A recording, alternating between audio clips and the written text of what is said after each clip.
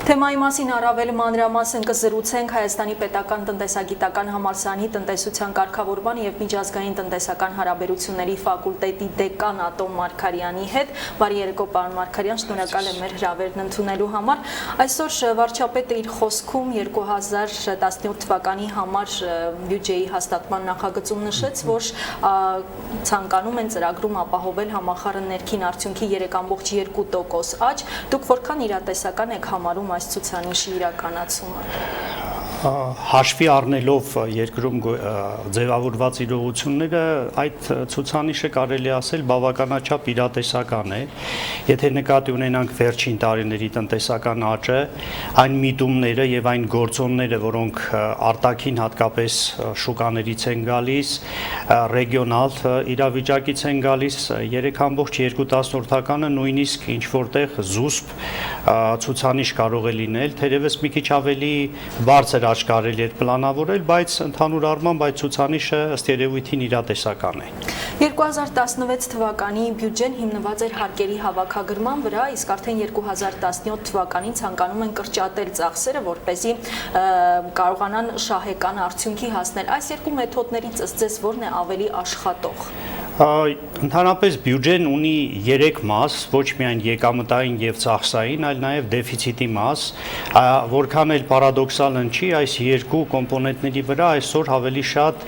մեծ ազդեցություն ունի դեֆիցիտի կամ պետական պարտքի գործոնը եւ ըստ երևույթին զուսպ եւ բավական լարված բյուջե է պլանավորված 2017 թվականի համար, հարկային կոմպոնենտի մասով թերևս հարկերի հավաքագրման այն ռեսուրսը կամ այն պայմանները, որի ընթացքում, որի պայմաններում հավաքագրվել է պետական բյուջեի եկամուտները այս տարվա, թերևս այդ մեթոդներով, այդ ձևով, այդ օրենսդրական հիմքերով երևի թե այդքան մեծ հնարավորություն չկա ավելացնելու հարկային եկամուտները, ինչ վերաբերում է ծախսերին, եթե գումարը չի գոյանում, եկամուտը չի գոյանում, բնականաբար ծախսերն էլ պետք է լինեն զուսպ եւ մի որոշակի մասով նաև կրճատվեն, հատկապես այն ուղղություններով, որոնք համրագրված են կառավարության ծրագրում, մասնավորապես պետական կառավարման ապարատի պահպանման ծախսեր,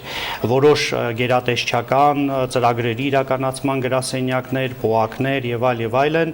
բայց ես կարծում եմ, որ բյուջեի եկամտային մասի ավելացման այլ ռեզերվներ էլ կան, որպեսզի դրանք հավաքագրվեն կամ մուտքագրվեն բյուջե, պետք է լրացուցիչ ինստիտուցիոնալ քայլեր իրականացվեն եւ այդ տեսանկյունից հատկապես ստվերային տնտեսության կրճատման ուղղությամբ գործուն քայլեր։ Պարոն Մարգարյան, կառավարությունը խոստացել է արդեն հաջորդ տարեսկզբին էլեկտրաէներգիայի եւ գազի սակագինը նվազեցնել, հավատանք այդ խոստմանը։ Գիտեք ինչ, խոստումը կառավարությունից նախ ուղղակի, եթե ասենք կառավարության ծրագրերից է գալի, դրանք մտադրություններ են, ես կասեի ավելի շատ ակնկալիքներ, ընդհանրապես